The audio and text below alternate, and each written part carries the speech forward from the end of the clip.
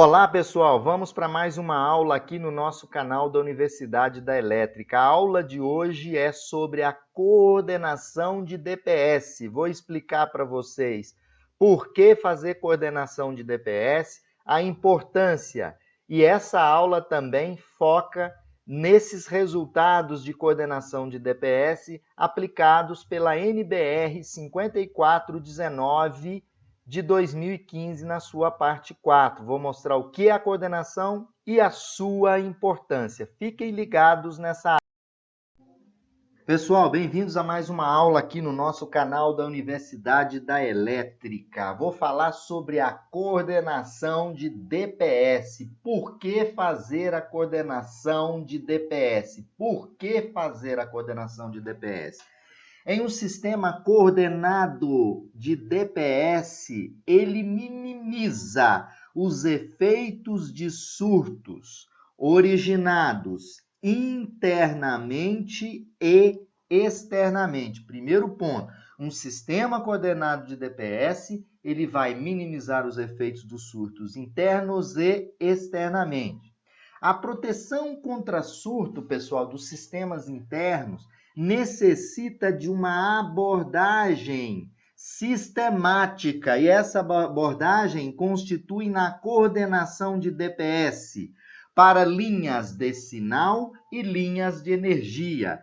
O que significa isso? Fazer coordenação de DPS é dentro da estrutura ser protegida contra os surtos internos e externos, nós criarmos grupos de DPS que vão minimizar os surtos originados das descargas.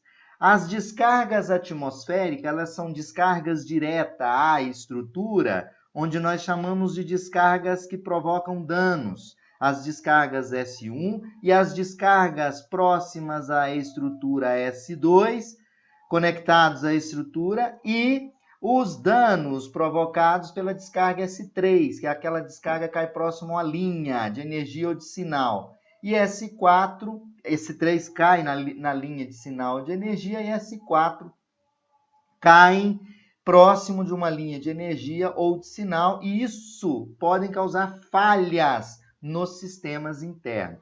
A NBR 5419, a sua parte 4, estabelece a necessidade do uso coordenado de DPS. É instalar DPS internamente, criando zonas de proteção no meu SPDA interno. Bom, as descargas diretas são aquelas descargas, vocês podem olhar nessa figura S1, é a descarga que atinge a estrutura. Quando uma descarga elétrica, uma descarga atmosférica atinge uma estrutura, 50% da energia retorna pelo sistema de aterramento. E aí o que nós temos que fazer? Nós temos que dar a proteção dos sistemas internos via DPS. A descarga S2 pode acontecer próxima à estrutura até uma distância de 2 km. E é necessário a proteção interna devido ao campo elétrico e eletromagnético gerado pela descarga. São acoplamentos indutivos que podem causar danos dentro de um raio até 2 km, em torno do ponto do impacto do raio, do relâmpago, né? A proteção interna pode afetar aqui dentro dessa estrutura, mesmo o raio caindo aqui, como foi mostrado, é necessário a coordenação de DPS para que proteja os sistemas internos. A descarga S3, por exemplo, vocês podem observar, elas caem direto na linha. Ou seja, um raio em uma linha de energia ou cabo de dados, ele pode acoplar altas correntes do raio internamente. Se essa estrutura aqui está acoplada à estrutura da edificação, a proteção é feita de forma coordenada com DPS. Da mesma forma, o raio caindo próximo de uma linha de sinal, ele pode, através de um campo eletromagnético, induzir aqui na linha, e essa linha de energia está conectada à estrutura e induzir campos magnéticos internamente. Aí eu tenho que me precaver e fazer a proteção via DPS, fazendo o uso coordenado de DPS. Ok, pessoal? Bom, a proteção de DPS, ela é feita por zonas, né? Nós temos a zona externa, LP0A. Essa zona externa, ela é protegida pelo SPDA. E internamente, os equipamentos que conectam a linha de sinal, linha de energia, linha de dados, criamos zonas internamente, onde nós damos a proteção aqui dentro da edificação, fazendo uso da instalação de dispositivos de proteção contra surtos coordenados, que são os DPS. Bom, aqui nós temos as características dos impulsos das descargas atmosféricas, segundo a norma IEC 62305. Nós temos dois tipos de impulso. Nós temos um impulso de curta duração, que é esse impulso aqui, provocado pela descarga, duração de 8/20 microsegundos, e nós temos um impulso de maior duração. Ele tem a duração de 10/350 microsegundos. O primeiro impulso é o impulso maior, é o raio direto, né? Uma simulação em laboratório. O raio 2 é um raio indireto, aquele que cai próximo da estrutura, né? Então, o raio que cai direto, esse amarelinho, que tem duração do impulso de ensaio simulado 10/350 milissegundos, ele é mais largo a duração. E o impulso induzido cai próximo à estrutura ou próximo a uma linha, é 8/20 microsegundos. Bom, pessoal, aqui eu tenho um exemplo do que acontece e como é feita a coordenação de DPS para a entrada de energia. Nós temos aqui, né, um DPS classe 1, pode ser um classe 1 mais 2, na entrada do QGBT, do quadro geral de baixa tensão.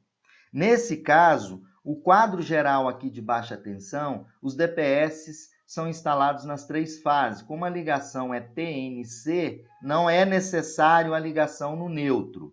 Vocês podem observar que esse impulso que vem pela linha, ele vai ser atenuado aqui no sistema de aterramento via DPS. No entanto, por que eu preciso da coordenação?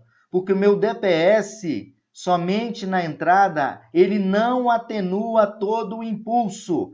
Parcela do impulso que vocês estão vendo aqui, ele vai para o próximo quadro elétrico conectado.